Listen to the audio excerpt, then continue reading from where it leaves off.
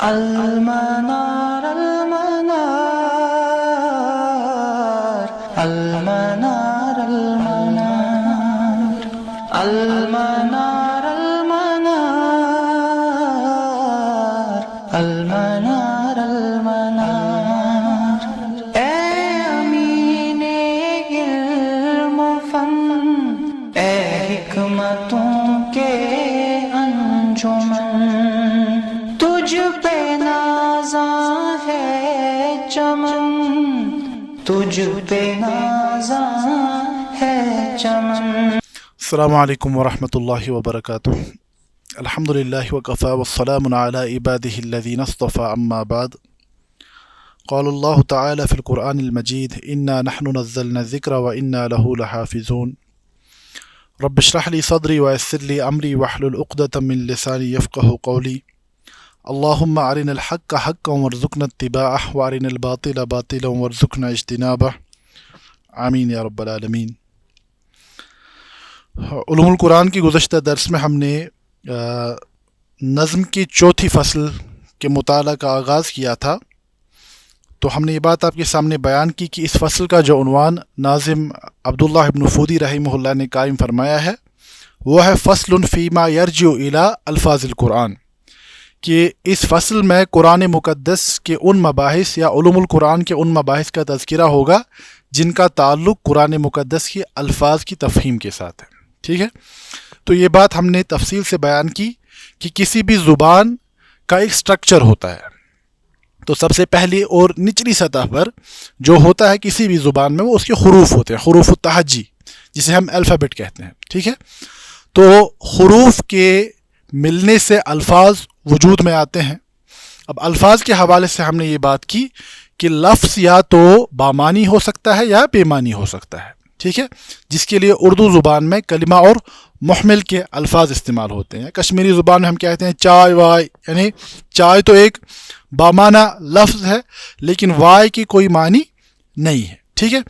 تو جب ہم قرآن مقدس کے الفاظ کے حوالے سے بات کرتے ہیں تو سب سے پہلی بات یہ ہے کہ یہ بامانی الفاظ کا مجموعہ ہے۔ قرآن مقدس کا کوئی بھی لفظ معاذ اللہ محض زیادتی یا اضافے کے لیے نہیں ہے۔ قرآن نے یہ بات بیان کی کہ انہ لقول فصل وما هو بالحزل، کہ یہ فیصلہ کن کلام ہے اور اس میں کوئی یاوہ گوئی یعنی بات کے لیے کوئی لفظ نہیں ہے کہ آپ زبان میں کوئی مٹھاس یا زبان میں کوئی سجا پیدا کرنا چاہتے ہیں تو اس کے لیے الفاظ کا اضافہ ہو، ایسا نہیں ہے۔ قرآن مقدس میں جو بھی الفاظ ہیں بامانی ہیں۔ تو یہ بات ایک بالکل بنیادی بات ہے کہ کسی بھی عبارت کو سمجھنے کے لیے، جملے کو سمجھنے کے لیے، مضمون کو سمجھنے کے لیے جو سب سے پہلی اور بنیادی شرط ہے وہ یہ ہے کہ الفاظ کو سمجھا جائے، کیونکہ جملہ بھی کیا ہوتا ہے؟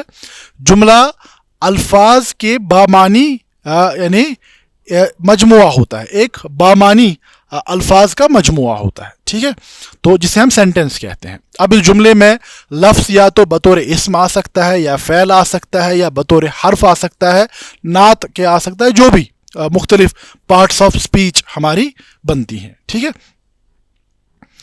تو بات جو ابھی تک سمجھ آئی وہ یہ ہے کہ کسی بھی جملے کو سمجھنے کے لیے، کسی بھی عبارت کو سمجھنے کے لیے سب سے پہلی جو ضرورت ہے کہ الفاظ کو سمجھا جائے۔ جب آپ لفظ کو سمجھیں گے، جب آپ کو مثال کے طور پر اگر میں بول رہا ہوں دا بوائے از پلینگ، آپ اس جملے کا معنی تب سمجھ سکتے ہیں جب آپ کو پتا ہو پہلے کہ بوائے کیا ہے، جب آپ کو پتا ہو کہ پلے کیا ہے، اس کے بعد آپ ایک پوری تصویر آپ کے سامنے آ جائے گی کہ ایک لڑکا کھیل رہا ہے۔ اب اگر آپ کو بوائے کے انفرادی معنی پتہ نہیں ہے، اگر آپ کو پلینگ کے انفرادی معنی پتہ نہیں ہے تو آپ اس جملے کو نہیں سمجھ پائیں گے، ٹھیک ہے۔ تو سب سے پہلی بات کہ جملوں کو سمجھنے سے پہلے ضروری ہے کہ الفاظ کو سمجھا جائے۔ اب الفاظ کے حوالے سے جو مباحث آتے ہیں انہی کا تذکرہ ناظم رحمہ اللہ نے اس فصل میں کیا ہے۔ تو سب سے پہلی جو بحث آئی ہے وہ غریب القرآن والمعرب، قرآن مقدس کے غریب اور معرب الفاظ کا تذکرہ، ٹھیک ہے۔ تو ہم نے گزشتہ درس میں یہ بات بیان کی کہ غریب الفاظ ہم ان کو کہتے ہیں جو اپنی اصل میں اسی زبان کا لفظ تو ہوتا ہے لیکن قلت استعمال یعنی کم استعمال کی وجہ سے عام لوگوں کو اس کے معنی پتہ نہیں ہوتے، اس کے معنی کو تلاش کرنا پڑتا ہے۔ تو اس کی مثالیں ہم نے گزشتہ درس میں بیان کی۔ فاطر السماوات والارض کے حوالے سے سیدنا عبداللہ ابن عباس رضی اللہ عنہما کا قول، اسی طرح فاقہۃ و ابا کے حوالے سے سیدنا عمر رضی اللہ تعالیٰ عنہ کا قول، وہ سب ہم نے گزشتہ درس میں دیکھے۔ تو یہ پہلی بات سمجھ آئی کہ غریب الفاظ وہ ہیں جو اسی زبان کے الفاظ ہیں لیکن قلت استعمال کی وجہ سے یعنی ان کے معنی تلاش کرنے پڑتے ہیں، ٹھیک ہے۔ اب اس کے برعکس معرب الفاظ کا تذکرہ آیا جن کے حوالے سے تعریف کے اعتبار سے یہ ہے کہ یہ اپنی اصل میں تو عربی الفاظ نہیں ہے لیکن عربی زبان میں اس قدر استعمال ہوئے ہیں کہ بالآخر یہ عربی زبان کا ہی حصہ بن گئے، ٹھیک ہے، جس میں ہم نے مشکات کا تذکرہ کیا اور بھی کچھ یعنی مثالوں کو ہم نے یہاں آپ کے سامنے بیان کیا کہ وہ دیگر زبانوں سے الفاظ ماخوذ ہیں۔ لیکن اس باب میں علماء کے جو اقوال مختلف ہیں کہ بعض علماء نے یہ بات بیان کی کیا قرآن مقدس میں غیر عربی الفاظ ہیں کہ نہیں، ٹھیک ہے۔ تو اس بحث کو ہم نے تفصیل سے آپ کو سمجھایا جس کا لب لباب یہ ہے کہ قرآن مقدس میں غیر عربی الفاظ نہیں ہیں۔ اب اگر الفاظ ہیں تو ہم ان کو معرب اس طریقے پر سمجھتے ہیں کہ عربی زبان نے انہیں اپنے اندر اس قدر سما لیا کہ یہ عربی زبان کی فصیح زبان کا حصہ بن گئے، اسی لیے ہم انہیں اب غیر عربی الفاظ نہیں کہتے۔ بات سمجھ آئے؟ تو وہ اختلاف کیوں ہے، اختلاف کی کیا نوعیت ہے، وہ ہم نے گزشتہ درس میں تفصیل سے بیان کی۔ اسی بحث کو آگے بڑھاتے ہوئے آج کے درس میں ہم یعنی اس فصل کی دوسرے باب کو دیکھیں گے جس میں ناظم رحمہ اللہ نے الفاظ کی مزید دو اقسام کا تذکرہ کیا ہے، جس میں پہلی قسم المشترک ہے اور دوسرا المترادف۔ مشترک اور تو مشترک الفاظ سے کیا مراد ہے اور مترادف الفاظ سے کیا مراد ہے تو وہ انشاءاللہ ہم آج کے درس میں سمجھیں گے۔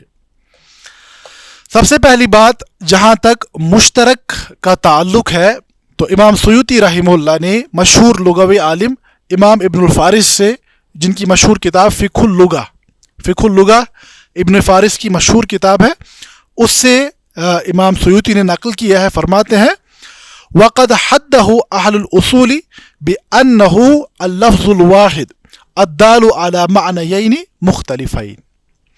فرماتے ہیں کہ مشترک وہ لفظ ہے جو ایک سے زائد مختلف معنی پر دلالت کرتا ہو۔ بات سمجھ آئی؟ لفظ ایک ہی ہے لیکن لفظ کے ایک سے زائد معنی ہے، مختلف، ٹھیک ہے۔ مثال کے طور پر اگر میں یہ کہوں کہ محمد، ابراہیم اور نوح یہ تین لوگ ہیں، ٹھیک ہے، میں یہ کہوں کہ انسان، اس کے بعد میں کہہ رہا ہوں انسان، یہ انسان ان تینوں لوگوں کے لیے استعمال ہو رہا ہے۔ بات سمجھ آ رہی ہے؟ انسان محمد بھی ہے، ابراہیم بھی ہے اور نوح بھی ہے، میں عام نوح کی بات کہہ رہا ہوں، ٹھیک ہے۔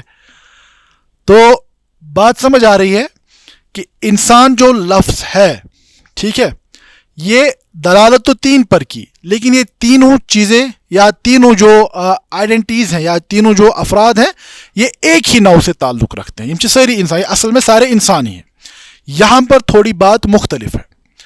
مشترک وہ الفاظ ہیں جو ایک سے زائد مختلف معنی پر جس کا اطلاق ہوتا ہے، ٹھیک ہے، سیم پر نہیں۔ بات سمجھ آ رہی ہے؟ مترادف مختلف چیز ہے، مشترک مختلف چیز ہے، ٹھیک ہے۔ یہاں پر یہ بات سب سے اہم جو اس میں لفظ ہے معنیین مختلفین، ایک سے زائد مختلف معنی پر اس کا اطلاق ہوتا ہے، اور اطلاق بھی ایسا کہ دونوں پر برابر یعنی دونوں معنی کی برابر گنجائش رہتی ہے۔ بات سمجھ آئی؟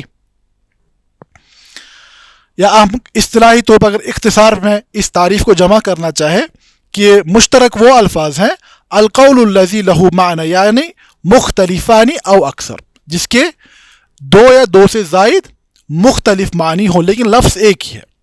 اب یہاں کیا کیا شامل ہوا؟ ایک اشتمال ہو اعلی معنیین او اکثر، اور دوسرا کون تلک المعانی مختلفہ۔ بات سمجھ آئی؟ تو یہ دیکھیے یہاں پر کتنا مشکل مسئلہ ہو سکتا ہے جو ہم کبھی کبھار تفسیر کرنے کو بڑا ایک آسان سا کام سمجھتے ہیں کہ کوئی بھی انسان یہ سمجھتا ہے کہ مجھے تفسیر کرنے کا حق ملنا چاہیے. ٹھیک ہے, جیسے کہ آج کے زمانے میں جو ہمارے جدیدیت پسند لوگ ہیں وہ یہ کہتے ہیں کہ قرآن کو اگر ہم مفسرین کو جو ہماری جو علمی میراث ہے, جو ہماری تراث ہے, اس کا پابند کیوں بنا کر چلیں. ہم بھی ہم رجال و نحن الرجال, وہ بھی انسان تھے, ہم بھی انسان ہیں, انہوں نے بھی سمجھا, ہم بھی خود سمجھیں گے. ہم ڈکشنری سامنے رکھیں گے تو ہم دیکھیں گے, ہم خود معنی بیان کریں گے. دیکھیے, قرآن کی تفسیر کا حق کسی بھی انسان کو حاصل ہو سکتا ہے, لیکن اس قدر ملکہ پیدا کرنا, ٹھیک ہے, اس قدر اپنے اندر علمی قوت, علمی صلاحیت پیدا کرنا لازم ہے. ورنہ آپ یعنی جسے ہم کہتے ہیں اصطلاح میں ادھر کی اینٹ ادھر کا روڑا, بانمتی نے کنبا جوڑا, تو معاملہ پھر یہی ہوتا ہے. وہ یہاں سے آدھا ویسٹ سے لے کر آتے ہیں, آدھا ایسٹ سے لے کر آتے ہیں, آدھے اپنے خیالات ڈالتے ہیں, تو اس کو تفسیر کا نام دیتے ہیں. وہ تفسیر وہ یاوا گوئی ہوتی ہے. ٹھیک ہے, دیکھیں یہاں پر اگر آپ دیکھیں مشترک لفظ, آپ کے پاس ایک لفظ آیا ہے, ٹھیک ہے, اب اس لفظ میں یہ واضح امکان موجود ہے کہ یہ ایک سے زائد معنی پر اس کا اطلاق ہو سکتا ہے. اب دو میں سے کون سا معنی آپ اختیار کریں گے؟ ٹھیک ہے, تو جس انسان کو عربی زبان کی بنیادی ابجد سے بھی واقفیت نہیں ہے, تو وہ یہاں پر کیسے اس مسئلے کو حل کرے گا؟ ٹھیک ہے, اسی لیے ہم دیکھتے ہیں کہ علماء نے اس باب میں مستقل تصنیفات لکھی ہیں, جیسے کہ امام مقاتل ابن سلیمان جو کہ 150 ہجری میں جن کی وفات ہوئی, ان کی طرف اس باب میں ایک کتاب کو منسوب کیا جاتا ہے. اسی طرح حکیم ترمذی رحمہ اللہ نے جو اس باب میں کتاب لکھی تحسیر نظائر القرآن, اور یہ چھپتی بھی ہے 1970 میں پہلی بار یہ شائع ہوئی تھی, یعنی قاہرہ میں. اسی طرح امام ثعلبی کی کتاب جس کا نام الاشباح والنظائر ہے. اسی طرح ابو الفرج عبد الرحمن ابن الجوزی, تلبیس ابلیس کی کتاب لکھنے والے عبد الرحمن ابن الجوزی, ان کی کتاب کا نام ہی ہے نزہۃ العیون النواظر فی علم الوجوہ والنظائر. اسی طرح امام سیوطی نے اتقان میں خود بیان کیا ہے کہ وقد افردت فی ھذا الفن کتابا سمیتہ معترک الاقران فی مشترک القرآن. امام سیوطی نے الاتقان میں یہ بات بیان کی کہ میں نے بھی بذات خود اس باب میں ایک مستقل کتاب لکھی ہے جس کا نام ہے معترک الاقران فی مشترک القرآن. یعنی یہ باب اتنا اہم ہے کہ اس باب کے حوالے سے علماء نے مستقل تصنیفات کتابیں لکھی ہیں تاکہ الفاظ کی درست پہچان ہو جائے. ٹھیک ہے, دیکھیے اب یہاں پر ایک مسئلہ یہ ہے کہ ایسا ہوتا کیوں ہے زبان میں کہ ایک ہی لفظ ایک سے زائد معنی کا احتمال پیدا ہو جاتا ہے. اس کی ایک وجہ جسے کہتے ہیں ہم کہ تطور المعنی فی الالفاظ, یعنی کبھی کبھار یہ ہوتا ہے کہ کوئی لفظ زبان میں اصل میں کسی چیز کے لیے بنایا گیا ہوتا ہے, ٹھیک ہے, اس کی اصل دلالت کچھ ہوتی ہے, ٹھیک ہے, لیکن پھر استعمال کے اعتبار سے وہ کسی اور معنی میں اتنا زیادہ مستعمل ہو جاتا ہے کہ اصل معنی چھوٹ جاتے ہیں. بات سمجھ آئی؟ مثال کے طور پر ہم دیکھتے ہیں, اگر میں کہوں الصلاۃ, ٹھیک ہے, ہمارا مؤذن دن میں کتنی مرتبہ پکارتا ہے حی علی الصلاۃ حی علی الصلاۃ, ٹھیک ہے. جب صلاۃ کا لفظ ہم سنتے ہیں, قرآن میں سنتے ہیں, اذان میں سنتے ہیں, ہم کیا مطلب لیتے ہیں, اس سے کیا کرنا ہے؟ یعنی ایک ایسی عبادت ہمیں انجام دینی ہے جس کا آغاز تکبیر تحریمہ سے ہوتا ہے اور جس کا اختتام سلام پر ہوتا ہے نا. یعنی ہمارے سامنے لفظ صلاۃ کے ایک خاص معنی آ جاتے ہیں, ٹھیک ہے. اب اگر آپ خالی ڈکشنری کو اٹھا کر دیکھیں, اگر آپ قدیم عربی جاہلی شاعری کو دیکھیں تو وہاں پر صلاۃ کے جو معنی ہے وہ محض دعا کے ہیں, ٹھیک ہے. وہاں پر معنی کیا ہے صلاۃ کے؟ دعا کے. تو اگر ہم محض ڈکشنری پر انحصار کر کے صلاۃ کے معنی کو تلاش کرنا چاہیں تو آپ جب بھی اذان ہوگی تو آپ دعا کر کے نکل جائیں گے, لیکن یہ نہیں ہے. اب دیکھیے, صلاۃ تو اصل میں زبان میں دعا کے لیے ہی بنایا گیا تھا, لیکن اسلام نے اس اصطلاح کو اس طریقے پر اختیار کیا کہ اس کے ایک خاص معنی سامنے آئے, اور وہ معنی اتنے زیادہ غالب اس لفظ پر آ گئے کہ اصل معنی کا کوئی اثر بھی باقی نہیں رہا. بات سمجھ آ رہی ہے؟ اب دیکھیں جب آپ لفظ صلات کا قرآن میں آپ پڑھیں گے، ٹھیک ہے، اس میں دونوں امکانات ہیں، دعا کے بھی کا بھی امکان ہے اور ایک خاص مخصوص عبادت کا بھی امکان ہے، ٹھیک ہے۔ اب کوئی شخص آتا ہے کہتا ہے چھوڑو پچھلے سارے 50 یعنی 1450 سال کی تراث کو سائڈ میں کر دو، حدیث کو بھی سائڈ میں کر دو، قرآن لاؤ، ڈکشنری لاؤ، میں بتاتا ہوں کیا مسئلہ ہے۔ قرآن میں لکھا ہے اقیم الصلاۃ لذکری، کہ نماز کو میری یاد کے لیے قائم کرو۔ اب اس کے بعد قرآن میں نہیں ملے گی تفصیل آپ کو کہ صلات کیسے شروع کرنی ہے، کہاں پہ ختم کرنی ہے، کب پڑھنی ہے، کتنی رکعتیں پڑھنی ہے، نہیں ملے گا۔ کہے گا دیکھو یہ معاذ اللہ یہ سب مولویوں کا بنایا ہوا مسئلہ ہے۔ اصل میں یہاں سمپل مسئلہ ہے کہ اقیم الصلاۃ لذکری، دعا مانگا کرو اور دعا کے ذریعے سے میری یاد قائم کرو۔ تو دیکھیے گمراہی کا کتنا بڑا دروازہ ایسے کھل سکتا ہے، ٹھیک ہے۔ تو یہاں پر جو بات میں ابھی سمجھا رہا ہوں کہ لفظ زبان میں کسی اور چیز کے لیے بنا تھا، لیکن تطور یہ لفظ ایسے ڈیولپ ہوا کہ اس کو کسی دوسرے معنی میں اس قدر استعمال کیا گیا کہ وہی دوسرا معنی غالب آ گیا۔ بات سمجھ آ رہی ہے؟ اسی طرح آپ دیکھیں کہ قرآن میں ایسی بہت ساری اصطلاحات ہیں۔ اگر آپ حج کے بارے میں کہیں، حج سے مراد ہے قصد الشیء والاتجاہ، یعنی کسی سمت کا، کسی چیز کا ارادہ کرنا، ٹھیک ہے۔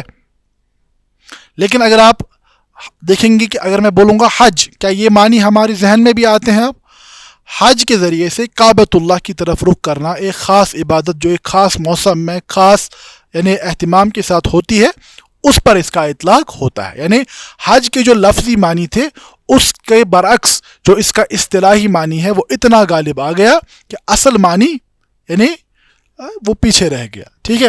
اسی طرح اگر آپ دیکھیں گے کافر، منافق، رکوع، سجود، ان سب کے لغت میں کچھ مخصوص معنی ہے، لیکن اسلام نے ان کو خاص اصطلاحات کے طور پر استعمال کیا۔ یہ صرف میں کیا سمجھانے کی کوشش کر رہا ہوں کہ الفاظ میں یہ اشتراک کیسے پیدا ہوتا ہے۔ کبھی ایک صورت میں نے یہ بیان کی، اور بھی بہت ساری صورتیں ہیں۔ ایک صورت یہ ہے کہ لفظ کوئی تو کسی خاص معنی پر دلالت کے لیے بنا ہوتا ہے، لیکن پھر تطور اس میں ایسا پیدا ہو جاتا ہے کہ اصل معنی یعنی پیچھے رہ جاتے ہیں اور کوئی خاص معنی اس لفظ پر بالکل غالب آ جاتا ہے۔ بات سمجھ آئی؟ تو اشتراک زبانوں میں پایا جاتا ہے، لفظی اشتراک، ٹھیک ہے۔ اب ناظم رحمہ اللہ نے اس کی طرف اشارہ کیا ہے، فرماتے ہیں وَمِنْهُ ذُو اشْتِرَاكِهَا التَّوَّابُ وَالْقُرْءُ۔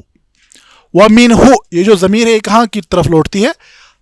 الی الفاظ القرآن، یعنی قرآن کے الفاظ میں سے بعض ایسے ہیں جن میں اشتراک پایا جاتا ہے، ٹھیک ہے، جیسے کہ التواب والقرء، تواب اور قرء، ٹھیک ہے۔ دیکھیے امام سیوطی اتمام الدرایا میں فرماتے ہیں کہ جہاں تک اس تواب کا تعلق ہے، سورۃ البقرہ کی آیت نمبر 222 میں اللہ رب العزت فرماتے ہیں ان اللہ یحب التوابین، اللہ تواب، ٹھیک ہے، توابین کس کی جمع ہے؟ تواب، اللہ کثرت سے توبہ کرنے والوں کی کو پسند کرتے ہیں، محبت کرتے ہیں ان سے۔ تو یہاں پر تواب بطور فاعل استعمال ہوا ہے، توبہ کرنے والا۔ بات سمجھ آ رہی ہے؟ اس کے برعکس اگر آپ دیکھیں گے سورۃ النصر میں انہ کان توابا، یہاں پر کیا ہے؟ اللہ توبہ کرتے ہیں، یعنی یہاں مراد ہے القابل للتوبہ، یعنی اللہ بہت زیادہ توبہ قبول کرنے والے ہیں۔ بات سمجھ آ رہی ہے؟ اگر آپ دیکھیں گے یہاں پر تو بظاہر لفظی اشتراک پایا جاتا ہے نا، یہاں پر بھی تواب لیکن بمعنی فاعل، یہاں پر بھی تواب بمعنی مفعول، یہاں پر بھی فاعل ہی ہے لیکن مختلف معنی میں ہے۔ بات سمجھ آ رہی ہے؟ یہاں پر تواب توبہ کرنے والا ہے، یہاں پر تواب توبہ قبول کرنے والا ہے، ٹھیک ہے۔ اسی طرح اگر آپ دیکھیں گے قرآن کا جو ایک اہم لفظ ہے خدا، خدن، ٹھیک ہے، تو یہ خدا لفظ 27 معنی میں قرآن مقدس میں استعمال ہوا ہے، ٹھیک ہے، 27 مختلف معنی میں یہ استعمال ہوا ہے، ٹھیک ہے۔ اسی طرح جو لفظ ہے قرء، ٹھیک ہے، سورۃ البقرہ میں ہی کہ والمطلقات یتربصن بانفسہن ثلاثۃ قروء، کہ طلاق یافتہ طلاق شدہ عورتوں کے لیے ان کی عدت کیا ہے کہ وہ ٹھہرے 3 قروء۔ اب جو یہ لفظ قروء ہے اس کا اطلاق حیض پر بھی ہوتا ہے اور طہر پر بھی ہوتا ہے۔ اب بتائیں اطلاق کس پر آپ کریں گے؟ حیض پر کریں گے۔ جو عدت ایک عورت کی، ہمیں طلاق شدہ عورت کی عدت کو جب گننا ہو تو اس کو کیا بتایا جائے کہ حیض 3 حیض مراد ہیں یا 3 طہر مراد ہے؟ ٹھیک ہے، تو اس میں تو فرق آ جائے گا نا یعنی دنوں میں۔ ٹھیک ہے، تو اس اعتبار سے جو قروء کا لفظ ہے اس کا استعمال دونوں کے لیے ہوتا ہے۔ اب اس اطلاق کو کیسے رفع کیا جائے؟ یہ جو احتمال پایا جاتا ہے نا دونوں الفاظ کا، اس کو کیسے رفع کیا جائے، اسی کے لیے اصول التفسیر کا میدان سامنے ہے۔ ٹھیک ہے، اسی کو رفع کرنے کے لیے رسول اللہ علیہ الصلوۃ والسلام کی یہ ذمہ داری قرار دی گئی تھی کہ لِتُبَيِّنَ لِلنَّاسِ مَا نُزِّلَ عَلَيْهِمْ، کہ آپ کے ذمہ ہے کہ آپ لوگوں پر وہ چیز واضح کریں جو ان پر نازل ہوئی ہے۔ دیکھیے یہ باب بہت اہم ہے، ہم انشاءاللہ آگے چل کر جب تفسیر کے باب کو دیکھیں گے، امام سیوطی نے ایک بہت چھوٹا سا ایک پیرا تفسیر کے باب میں شامل کیا، لیکن بہت بامانی ہے۔ وہ فرماتے ہیں دیکھیں قرآن نے تو کہا یہ ہے بلسان عربی مبین، قرآن نے تو کہا ھذا بیان للناس، یہ قرآن جو ہے یہ لوگوں کے لیے بیان ہے۔ ٹھیک ہے، تبیانا لکل شیء، ہر کوئی چیز کھول کھول کر بیان کرنے والی کتاب ہے۔ تو اگر ایسا معاملہ ہے، بیان ہے، صاف صاف زبان میں ہے، تو اس کے لیے تفسیر کی ضرورت پھر کیوں پڑتی ہے؟ کوئی بھی انسان اٹھائے، دیکھیے کلام میں تو بنیادی مقصد یہی ہوتا ہے نا کہ کلام کرنے والے کی نیت ہوتی ہے میرے سامعین براہ راست میرے کلام کو سنیں، ہے نا۔ ابھی میں آپ کے ساتھ بات کر رہا ہوں، میری تو یہ نہیں ہے نا کہ کوئی ہمارے بیچ میں بیٹھے اس کے بعد وہ میرے جملوں کو کی وضاحت کرے تب تک جا کر کلام کی ترسیل آپ تک ہو۔ تو فرماتے ہیں اگر ایسا ہے تو پھر ہمیں شرح کی تفسیر کی ضرورت ہی کیوں پڑتی ہے؟ تو امام سیوطی نے اس کی کچھ وجوہات بیان کی ہیں۔ پہلی وجہ بیان کرتے ہیں، فرماتے ہیں کبھی کبھار جو یعنی کلام کرنے والا ہوتا ہے اس کا کلام اس قدر فصاحت و بلاغت سے پر ہوتا ہے کہ ہر کسی انسان کے لیے وہ کلام سمجھنا ممکن نہیں ہوتا۔ بات سمجھ آ رہی ہے؟ یعنی یہ عیب کلام کا نہیں ہوتا، عیب سامع کے اندر ہوتا ہے کہ آپ سمجھ نہیں سکتے، آپ کی سمجھ اس قدر نہیں ہے۔ بات سمجھ آ رہی ہے؟ اب دیکھیے جب کوئی ٹیکسٹ بک لکھی جاتی ہے نا، ٹیکسٹ بک کے بعد ریفرنسز کا مرحلہ آتا ہے، تو ریفرنس بکس کیوں لکھی جاتی ہیں؟ وہ اسی کے لیے کیونکہ ٹیکسٹ جو ہوتا ہے وہ مغلق ہوتا ہے۔ ٹھیک ہے، جو ایکسپرٹس ہوتے ہیں ان کو تو ضرورت نہیں پڑتی ریفرنس وغیرہ دیکھنے کے لیے، ٹھیک ہے، لیکن ایک عام انسان جب سمجھنے کی کوشش کرے گا اس کو وضاحت، اس کو الفاظ، اصطلاحات کا یہ سارا معاملہ سامنے رہتا ہے۔ تو فرماتے ایک وجہ یہ بھی ہے کہ اس کے بعد بھی اور کچھ وجوہات کا تذکرہ کیا ہے۔ ایک فرماتے ہیں کہ الفاظ کا انتخاب، یعنی اللہ رب العزت نے سب سے فصیح ترین عربی زبان میں قرآن کو نازل کیا ہے، اور یوں سمجھے کہ عام انسان کو ان الفاظ کو کھولنے کے لیے سہارا چاہیے۔ ٹھیک ہے، ایک چھوٹا سا قاعدہ آپ سمجھیں۔ عمومی طور پر ایک جو ہمارے ذہنوں میں شاکلہ یا ہم کہیں گے کہ غلط فہمی جو پھیلائی جاتی ہے کہ دین میں اکثر حرام چیزیں ہیں، یہ مت کرو، وہ مت کرو، وہ مت کرو، وہ مت، دین پابندیوں کا نام ہے۔ ٹھیک ہے، لیکن اگر آپ خیال کریں گے نا، یہ اتنی بڑی غلط فہمی ہے، یہ شیطان ڈالتا ہے، اور شیطان کے جو چیلے چانٹے ہیں وہ یہ کام کرواتے ہیں۔ قرآن نے حرام چیزوں کا تذکرہ کیوں کیا؟ کیونکہ حلال کا دائرہ اتنا وسیع ہے کہ قرآن اگر حلال کا تذکرہ کرے تو قرآن ایک چھوٹی کتاب نہیں رہ سکتی۔ ٹھیک ہے، قرآن نے کہا قل تعالوا اتل ما حرم علیکم ربکم، آ جاؤ میں تمہیں بتاتا ہوں کہ تمہارے رب نے تم پر کیا چیزیں حرام کی ہیں۔ اس کے بعد یہ کہا اللہ تشرکوا باللہ شیئا، کہ اللہ کے ساتھ شرک مت کرو، بدکاری نہ کرو، کچھ کام ہے۔ ٹھیک ہے، تو اس کا کیا مطلب ہے؟ باقی سارا کھلا ہے تمہارے لیے، کرو۔ ٹھیک ہے، تو بات سمجھ کے آ رہی ہے کہ قرآن مقدس کا اعجاز یہ ہے۔ کوئی کہے گا دیکھیں قرآن میں تو حلال بیان ہی نہیں کیا، لیکن قرآن ایسی کتاب ہے کہ حرام کا تذکرہ ایسے کیا گیا کہ اب حلال کو بیان کرنے کی ضرورت باقی ہی نہیں رہی. بات سمجھ آ رہی ہے؟ تو جب اس قدر اعجاز سے بھرپور کتاب ہو تو اس کو سمجھنے کے لیے وضاحت کی ضرورت تو پڑے گی. بات سمجھ آئی؟ اسی لیے یہ کہا کہ ہم نے بھیجا لم یکن الذین کفروا من اہل الکتاب والمشرکین منفکین حتی تأتیہم البینہ رسول من اللہ یتلو صحفا مطہرہ. اللہ اس پر بھی قادر تھے کہ ہر ایک گھر میں قرآن کی ایک ایک کاپی کو نازل کر دیتے، جیسے آج ہمارے پاس ڈیجیٹلی بھی قرآن موجود ہے. لیکن کہا گیا کہ ہم نے کتاب کے ساتھ رسول من اللہ، رسول کو بھیجا جو کتاب پڑھتا ہے، سکھاتا ہے، سمجھاتا ہے. بات سمجھ آ رہی ہے؟ تو یہی ہے اصول التفسیر، اسی منہج کی حفاظت کا نام ہے کہ پیغمبر علیہ الصلوۃ والسلام نے قرآن کو کیسے سمجھا اور کیسے سمجھایا. ٹھیک ہے؟ تو یہاں پر بھی جو ہے دیکھیے آپ بات تھوڑا دوسری سمت میں چلی گئی، لیکن یہ بات اس لیے کرنی پڑتی ہے کہ ہمارے پاس ابھی روئی بزا کا یہ ایک مسئلہ سامنے آ رہا ہے کہ ہر کوئی زور سے چلانے والا خود کو اس قدر عالم تصور کرنے لگا ہے کہ لوگوں کے یہاں کنفیوژنس پھیلائے جا رہے ہیں. سلامتی اس میں ہے کہ یہ امت وہ امت ہے جس نے اپنے نبی صلی اللہ علیہ وسلم سے دین کو اخذ کیا ہے اور نسلاً بعد نسل منتقل بھی کیا ہے حفاظت کے ساتھ، اور اس پر عمل بھی کیا جا چکا ہے. ٹھیک ہے؟ تراث کو سائڈ لائن کر کے کوئی نئی راہیں نکالنا، یہ سارے گمراہی کے دروازے ہیں، اس پر ہوشیار رہے. ٹھیک ہے؟ بہرحال یہاں پر جو یہ قروء کا مسئلہ ہے یہ بھی مشترک الفاظ میں سے ہے. امکان ہے کہ اس کا اطلاق حیض پر بھی ہو سکتا ہے اور طہر پر بھی ہو سکتا ہے. اب اس کی وضاحت کیا ہے وہ ہم دیکھیں گے حدیث سے ہے اور قرآن کی دیگر آیات سے، جو تفسیر کے جو ماخذ ہمارے پاس ہیں جن پر ہم بات آگے چل کر کریں گے. تو فی الحال کیا بات سمجھ آئی ہمارے سامنے کہ مشترک وہ الفاظ ہیں، لفظ تو ایک ہی ہے لیکن اس کا اطلاق ایک سے زائد معنی پر ہو سکتا ہے. ٹھیک ہے؟ اب اس میں کون سے معنی مختار ہوں گے اس کے لیے اصول التفسیر کا ہمارے پاس نظام موجود ہے. ٹھیک ہے؟ اب اسی کے قریب دوسری جو اصطلاح استعمال ہوتی ہے وہ ہے ترادف، مترادفات. ٹھیک ہے؟ تو مترادف سے کیا معنی ہے کہ مراد ہے؟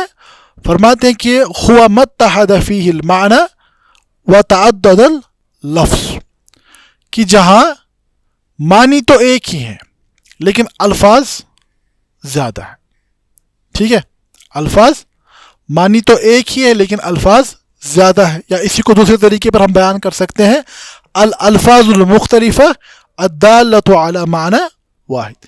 معنی الفاظ تو بہت سارے ہیں لیکن معنی وہاں مختلف چیز تھی، وہاں لفظ ایک تھا، معنی ایک سے زائد تھے. بات سمجھ آئیے؟ اس کا کنورس ہے. ٹھیک ہے؟ جیسے کہ ہم دیکھیں السیف والمحند والصارم والحسام، یہ سارے الفاظ کس کے لیے ہوتے ہیں استعمال؟ یہ تلوار کے لیے استعمال ہوتے ہیں. ٹھیک ہے؟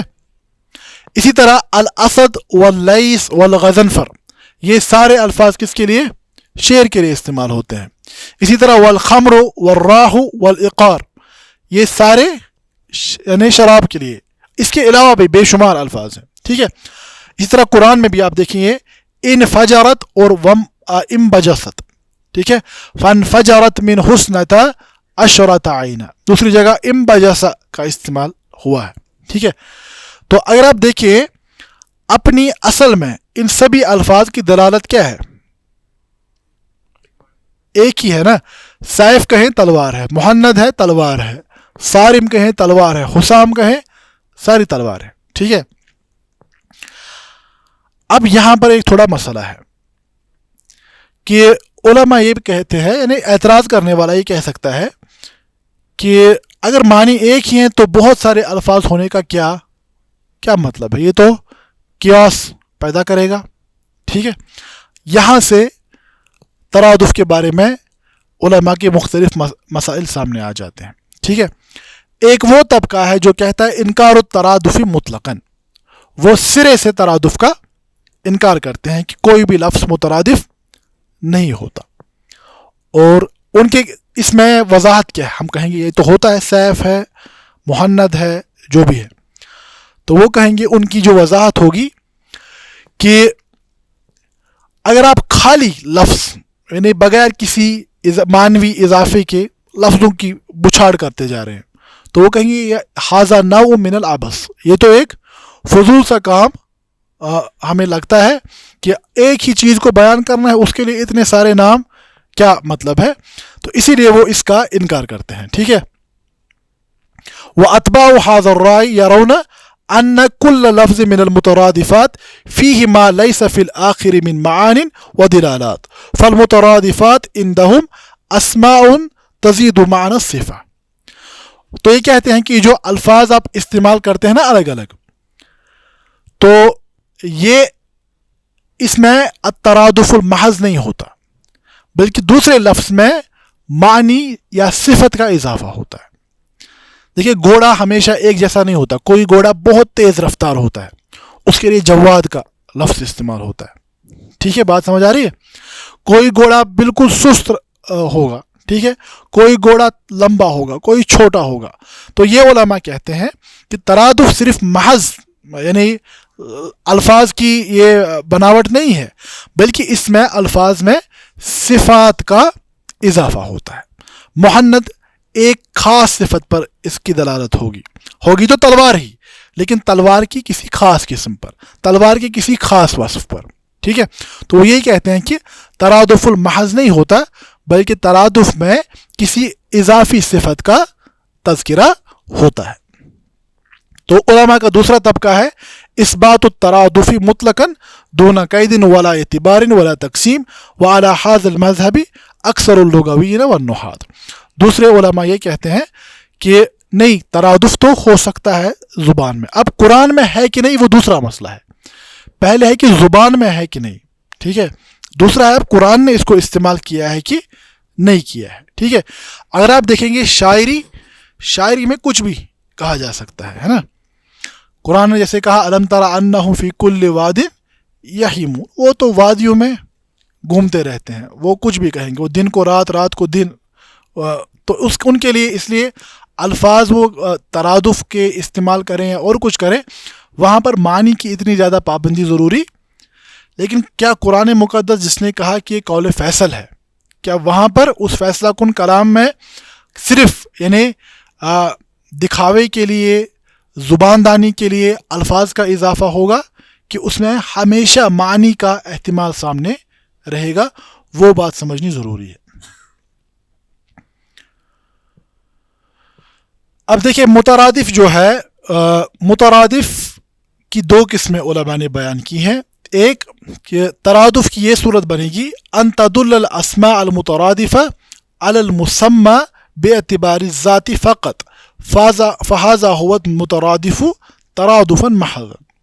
کہ ترادف کی ایک صورت ہے کہ مختلف اسماء ایک ہی ذات پر، ٹھیک ہے، ذات کے اعتبار سے. ٹھیک ہے. جیسے میں نے پہلے ہی کہا انسان جب ہم کہہ رہے ہیں، نوح، آدم، ابراہیم، یہ سارے کیا ہیں؟ انسان. یا اگر آپ ہنتا، البر، القم استعمال کریں، یہ سارے کس کے لیے؟ گندم کے لیے استعمال ہوتے ہیں. ٹھیک ہے. تو ذات تو تبدیل نہیں ہو گئی نا، بالآخر گندم تو گندم ہی ہے. بات سمجھ آ گئی؟ آپ اس کو چاہے ہنتا پکاریں، برق پکاریں یا کم پکاریں، تو بالآخر کیا ہے؟ وہ ہے گندم ہی آخرکار. ٹھیک ہے. تو ایک تو یہ ہے کہ فقط اسے کہتے ہیں الترادف المحض. ٹھیک ہے. دوسری صورت یہ بنتی ہے ان تدل الاسماء على ذات واحدۃ کالاول لیکن زاد هذا النوع على الاول باعتبار تباین صفاتها. کہ ذات تو ایک ہی ہوگی لیکن مختلف اسماء صفات کے اعتبار سے مختلف اضافہ کریں گے. مطلب کیا ہے؟ مثال اس کی سب سے بڑی کہ اللہ رب العزت کے اسماء و صفات، قرآن نے کہا قل ادعوا اللہ او ادعوا الرحمن ایما تدعوا فلہ الاسماء الحسنی. تم اسے رحمان کہو یا رحیم کہو، جس بھی نام سے اسے پکارو گے سارے اچھے نام اسی کے ہیں. بات سمجھ آ رہی ہے؟ اب اگر آپ یہاں دیکھیں گے، کیا اللہ کے یہ نام محض نام ہی ہیں؟ جیسے ہم نے وہاں کہا، حالانکہ وہاں پر بھی سیف، محنت، وہ تلوار کی مختلف اقسام ہیں. ٹھیک ہے. اگر ہم 2 منٹ کے لیے مان کر چلیں کہ الحنتتن البر القمح یہ سب تو گندم ہی ہے، گندم روٹی پھر بھی بنے گی، کھانا پھر بھی ہے، آپ کچھ بھی پکاریں، ٹھیک ہے. لیکن یہاں پر اگر آپ دیکھیں گے اللہ رب العزت کے اسماء و صفات کا جہاں تک تعلق ہے، ہم جب الرب پکارتے ہیں نا، اس کی ایک خاص دلالت ہے. 2 منٹ کے لیے اگر آپ کو اللہ رب العزت سے رحم و کرم کی دعا کرنی ہے، ٹھیک ہے، تو ہم یہ نہیں کہیں گے نا اے قہار مجھ پر رحم فرما، ایسا تو نہیں کہا جاتا. حالانکہ قہار بھی کس کا نام ہے، ہم قہار کہہ کر بھی کس کو پکاریں گے؟ اللہ کو ہی. لیکن مسئلہ یہ ہے کہ قہار والی صفت وہ مختلف ہے. اب اگر ہمیں کسی ظالم کے لیے بد دعا کرنی ہے، ہم تو یہ نہیں کہیں گے اے رحمان ان پر اپنا قہر نازل فرما، نہیں، ایسا نہیں ہوگا. تو یہ ترادف تو ہے ذات کے اعتبار سے، لیکن صفات مختلف ہیں، ٹھیک ہے. اسی لیے اگر آپ دیکھیں گے نا، انبیاء علیہ السلام کی جب نصرت کے لیے انہوں نے دعائیں کی، قرآن نے اکثر جگہ پر انبیاء کی دعا میں ربنا کا لفظ آپ دیکھیں گے، اے ہمارے رب، کیونکہ رب جامع ترین اسم ہے، ٹھیک ہے. تو یہاں پر کیا بات سمجھ آئی کہ یہاں ترادف جو ہے یہ محض لفظی ترادف نہیں ہے. سمجھ آ رہی بات؟ یہ فقط ذات کا مسئلہ نہیں ہے، اللہ رب العزت کے اوصاف کا مسئلہ ہے. ہر ایک نام اپنی خاص صفت کے ساتھ آتا ہے. سمجھ آ رہی بات؟ تو یہ ترادف کی صورت بنتی ہے. تو اگر آپ دیکھیں گے نا خلاصے کے اعتبار سے، پہلے علماء نے بھی اختلاف نہیں کیا، جنہوں نے کہا نا کہ ترادف ہے ہی نہیں.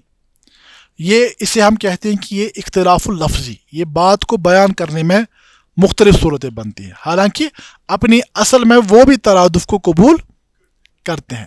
اب ان کا صرف اتنا کہنا ہے کہ ترادف صرف ترادف محض نہیں ہو سکتا. ترادف اگر ہوگا تو اس میں صفات کا اضافہ ہوگا، اس صورت میں سبھی کا اتفاق ہے. بات سمجھ آئی؟ تو اب بعض علماء نے ترادف کی کچھ فوائد بھی بیان کیے ہیں کہ کیا زبان میں اس کا کیا فائدہ ہوتا ہے. ایک ان احد الردیفین یصلح لما لا یصلح له الآخر فی السجع والشعر والغنا، کہ جو شاعری ہوتی ہے اس کے اپنے خاص ڈیوائسز ہوتے ہیں، اس کا اپنی بہار ہوتی ہے، عروض ہوتا ہے، جو بھی علم المعانی کی ادوات مختلف ہیں. تو شاعر کو الفاظ کا خیال رکھنا پڑتا ہے کہ اب دیکھیں کبھی کبھار نظم اختتام ہوتی ہے کسی خاص لفظ پر، ہے نا، نون پر ہوگی اختتام. اور قرآن مقدس میں بھی ہمیں اس قسم کی ایک عالم ڈاکٹر اسرار رحمہ اللہ ایک بڑا خوبصورت لفظ استعمال کرتے تھے. وہ کہتے تھے کہ قرآن میں ملکوتی گنا پایا جاتا ہے، یعنی ڈیوائن ساؤنڈ، ٹھیک ہے. مثال کے اگر آپ سورۃ الرحمن کو دیکھیں گے، سورۃ الرحمن کی تقریباً ہر کوئی آیت نون پر اختتام ہو. الرحمن علم القرآن خلق الانسان علمہ البیان الشمس والقمر بحسبان، یہ نون پر. اسی طرح اگر آپ دیکھیں گے اور کوئی سورہ، وہاں پر کسی دوسرے خاص حرف پر اختتام ہو رہا ہوگا، ٹھیک ہے. تو مسئلہ کیا ہے، اس سے کلام میں کون سا لفظ کہاں پر مناسب ہے، ٹھیک ہے. اب شاعر کے لیے یہ ہوتا ہے کہ شاعر کبھی کبھار محض اسی مقصد کے لیے کرتا ہے کہ اس کا بحر وغیرہ برابر آنا چاہیے، اوزان برابر آنی چاہیے، تو وہ کبھی کبھار محض اسی کے لیے کرتا ہے. لیکن قرآن مقدس میں محض اس چیز کے لیے الفاظ اس طریقے پر استعمال، اس جگہ پر سب سے زیادہ جو مناسب ترین لفظ ہے معنی کے اعتبار سے بھی وہاں پر وہی لفظ استعمال ہوتا ہے. دیکھیے شاعر کے ساتھ یہ بھی ہو سکتا ہے کہ اس سے بڑا کوئی شاعر آ گیا، اس نے اس لفظ کو وہاں سے ہٹا دیا، ویسے ہی وزن والا کوئی دوسرا لفظ وہاں پر لگا دیا، ٹھیک ہے. لیکن قرآن مقدس کے لیے ممکن کوئی انسان یہ کہے کہ اس کے مترادف تو یہ الفاظ ہیں، میں کوئی دوسرا چوز کر کے یہاں پر یہ لفظ فٹ کروں گا، تو یہ ہو ہی نہیں سکتا، کیونکہ یہ قرآن کے اس چیلنج کا حصہ ہے جو کہا گیا کہ وَإِن كُنتُمْ فِي رَيْبٍ مِّمَّا نَزَّلْنَا عَلَىٰ عَبْدِنَا فَأْتُوا بِسُورَةٍ مِّن مِّثْلِهِ. تو کوئی شخص یہ کہے گا کہ یہاں پر قرآن نے یہ لفظ استعمال کیا، میں اس کا کوئی مترادف لفظ اٹھا کر ڈال دوں گا، مسئلہ تبدیل ہو گیا، تو نہیں ہو سکتا، نہ ہوا ہے نہ ہوگا، ٹھیک ہے. اسی طرح ایک اور وجہ جو فرماتے ہیں کہ قد یکون احدہما اسہل علی الالسن الذی لا ينطق ببعض الحروف، کبھی کبھار زبان پر دوسرا کوئی لفظ آسان ہوتا ہے پڑھنے کے لیے، ٹھیک ہے.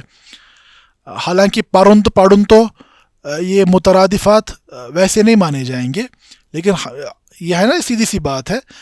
سری نگر میں ہمیں رے کے ساتھ الفاظ کو پڑھنا آسان ہوتا ہے، ساؤتھ میں ڈال کے ساتھ پڑھنا ان کو آسان ہوتا ہے.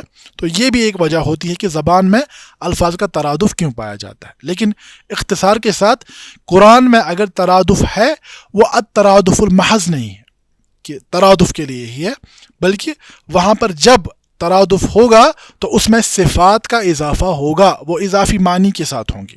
بات سمجھ آ رہی ہے؟ تو آج کے درس میں ہم نے دو چیزوں کو دیکھا، ایک مشترک سے کیا معنی ہے اور مترادف سے کیا معنی ہے. اس کو سامنے رکھتے ہوئے نظم کی طرف آئیں. سلسلۃ المتون صفحہ نمبر 43. تو ناظم رحمہ اللہ تعالیٰ فرماتے ہیں وَمِنْهُ ذُو اشْتِرَاكِهَا التَّوَّابُ وَالْقُرُّ، اور الفاظ قرآن میں سے بعض وہ ہیں جو مشترک ہیں، جیسے کہ التواب اور القرو جو ہم نے بیان کیا. فرماتے ہیں ذو ترادف، اسی طرح بعض الفاظ وہ ہیں جو مترادف ہیں، ٹھیک ہے. الفاظ مختلف ہیں لیکن معنی ایک ہی ہے، ٹھیک ہے. لیکن ہم نے صرف یہ بات بیان کی قرآن مقدس میں معنی محض نہیں ہوں گے، اس میں صفاتی ذات تو ایک ہی ہوگی لیکن صفات مختلف ہوں گے. بات سمجھ آ رہی ہے؟ تو مترادف الفاظ کی کچھ مثالیں انہوں نے بیان کی. فرمایا جیسے کہ عذاب و رجسہ، جیسے قرآن نے عذاب کہیں پر لفظ استعمال کیا، بعض جگہ پر رجس کا لفظ استعمال کیا اور بعض جگہ رجس کا لفظ استعمال کیا. تو یہ تینوں الفاظ اللہ رب العزت کی پکڑ کے لیے استعمال ہوتے ہیں، ٹھیک ہے. اللہ کی طرف سے یعنی سزا کے لیے استعمال ہوتے ہیں، عذاب بھی، رجز بھی اور رجس بھی، ٹھیک ہے. تو ہم کہیں گے یہاں پر ترادف تو ہے، لیکن ہم نے جو قاعدہ بیان کیا کہ ترادف المحض نہیں ہوگا قرآن میں، ٹھیک ہے. اب دیکھیں علماء نے یہ بات بیان کی ہے کہ یہاں پر کیا فرق ہے، عذاب، رجز اور رجس میں کیا فرق ہے تو اپنی اصل کے اعتبار سے تینوں کیا اللہ کی پکڑ، ٹھیک ہے. لیکن اب تین صورتیں ہیں. عذاب کہتے ہیں اس صورت کو، یعنی اگر آپ دیکھیں گے نا عربی زبان میں ہم کہتے ہیں ماء عذب، ٹھیک ہے. ماء عذب کسے کہا جاتا ہے؟ ٹھنڈا شیرین میٹھا پانی، یعنی وہ پانی جس کے بعد پیاس مٹ جائے، پیاس کی کوئی پانی کی کوئی مزید حاجت نہ رہے، آپ کی پیاس مٹ جائے، ٹھیک ہے، آپ کی چاہت، آپ کی ضرورت کو ختم کر دے. اب عذاب اسی کے قریب قریب ہے. یہ وہ صورت ہے جہاں پر انسان کو لذات سے کاٹا جاتا ہے، قطع کے معنی میں، ٹھیک ہے. وہاں پر آپ کی پیاس کٹ گئی، اب پیاس باقی نہیں رہی. یہاں پر عذاب وہ صورتحال بن جاتی ہے کہ جہاں پر لذات ساری کٹ جاتی ہیں. بات سمجھ آ گئی؟ اب کبھی کبھار اس سے کوئی معنوی درد ہو سکتا ہے، کبھی نہیں ہو سکتا، ٹھیک ہے. مثال کے طور پر کوئی انسان اگر آپ دیکھیں گے، حالانکہ میں یہ نہیں کہہ رہا کہ ڈپریشن عذاب ہے، خدا نخواستہ یہ بیماری ہے. کوئی انسان اگر ڈپریشن کا شکار ہوتا ہے نا، بظاہر تو آپ کو نہیں لگے گا، آپ اس کو کوئی ٹیوب لگائیں، اس کو کوئی مسئلہ ہو جائے، آپ کو ظاہری اعتبار سے اس بیماری کے یعنی اثرات آپ کو یا سمٹمز کچھ ظاہر نہیں نظر آئیں گے، ٹھیک ہے. تو اس کے برعکس کوئی وہ ہے جس کو ایسا یعنی لگی ہوئی ہے، وہ بھی تکلیف میں ہے، لیکن اس کی جو چوٹ ہے وہ ظاہر ہے. بات سمجھ آ رہی ہے؟ بس، اور اس کو درد بھی ہو رہا ہے، سیدھے درد، آپ ہاتھ لگائیں گے درد ہو رہا ہے. سمجھ آ رہی بات؟ تو اسی طرح عذاب میں تو اللہ کی نعمتیں کٹ جائیں گی، قطع تو ہو گیا، ٹھیک ہے. لیکن اب ضروری نہیں ہے کہ اس میں کوئی احساس ہو درد کا. بات سمجھ آ رہی ہے؟ اس کے برعکس جو رجز ہے، رجزن کے ساتھ ہمیشہ قرآن نے علیم کا لفظ استعمال کیا ہے، رجزن علیم، ٹھیک ہے، دردناک. یہ وہ صورت ہے جہاں پر درد بھی ساتھ ہوگا، ٹھیک ہے. اسی طرح رجس کا اس میں گندگی کے معنی یعنی وہ بھی شامل ہو جاتے ہیں، ٹھیک ہے. تو یعنی یہ اس کے اوصاف اب مختلف ہیں، اس کے لیے ہمیں فقہ اللغہ کی کتابوں کو دیکھنا پڑے گا. تو مراد کیا ہے فی الحال کہ ترادف میں اگرچہ ذات کے اعتبار سے ایک ہی چیز ہوتی ہے. ذات کے اعتبار سے مسئلہ یہی ہے کہ انسان پریشانی تکلیف کا شکار ہے، اب چاہے وہ عذاب کی صورت میں ہو، رجز کی صورت میں ہو یا رجز کی صورت میں ہو، بالآخر ایک ہی چیز ہے. سمجھ آ رہی بات؟ اب صفاتی اضافہ ہے، ٹھیک ہے، کبھی درد ہوگا، کبھی درد نہیں ہوگا، اور کبھی اس کے ساتھ گندگی بھی شامل ہوگی. بات سمجھ آ رہی ہے؟ تو اسی طرح فرماتے انسان مع بشر غالبہ نسیان. اسی طرح مترادف الفاظ میں ہے انسان اور بشر. آپ انسان کس کو کہتے ہیں؟ بشر بھی اسی کو کہتے ہیں جس کو آپ انسان کہتے ہیں، ٹھیک ہے. تو ہم کہیں گے ذات کے اعتبار سے تو یہ ترادف ہے. آپ نے ایک ہی اللہ کی ایک ہی مخلوق کو انسان بھی کہا اور بشر بھی کہا، لیکن صفات یہ ہے کہ انسان ہم انسان کے اس پہلو کی طرف بولتے ہیں جہاں پر نسیان غالب ہے، ٹھیک. یعنی انسان کے جو اوصاف ہے اس میں یہ چیز ہے کہ یہ بھول جاتا ہے، ٹھیک ہے. اس سے کنیکٹڈ جب ہم بات کرتے ہیں تو ہم اس مخلوق کے لیے انسان کا لفظ استعمال کرتے ہیں. بات سمجھ آئی؟ اور بشر بشارہ سے ہے کہ وہ مخلوق جس کی جلد بالکل واضح ہے. بات سمجھ آئی؟ جو جانور وغیرہ باقی جانور ہوتے ہیں ان کی چمڑی ایسے ہماری طرح تو نہیں ہوتی نا. بات سمجھ آ رہی ہے؟ تو اس نسبت سے بشر بھی کہا جاتا ہے. اب بشر کہیں یا انسان کہے، ذات کے اعتبار سے تو یہ ایک ہی شے ہے، لیکن صفات مختلف ہیں، اسی لیے الفاظ میں تھوڑا معنوی یعنی اختلاف بھی پایا جاتا ہے. بات سمجھ آئی؟ تو آج کے درس میں ہم نے الفاظ کی ان دو صورتوں کو دیکھا، ایک مشترک اور دوسرا مترادف. تو اگلے درس میں ہم انشاءاللہ المشکل کو دیکھیں گے. اللہ رب العزت سمجھنے کی توفیق عطا فرمائے. ھذا ما عندی واللہ تعالی عالم، وصلی اللہ علی نبینا محمد وآلہ وصحبہ وسلم، وآخر دعوانا ان الحمد للہ رب العالمین. المنار المنار المنار المنار المنار المنار المنار. اے امین علم و فن، اے حکمتوں کے انجمن، تجھ پہ نازاں ہے چمن، تجھ پہ نازاں ہے چمن.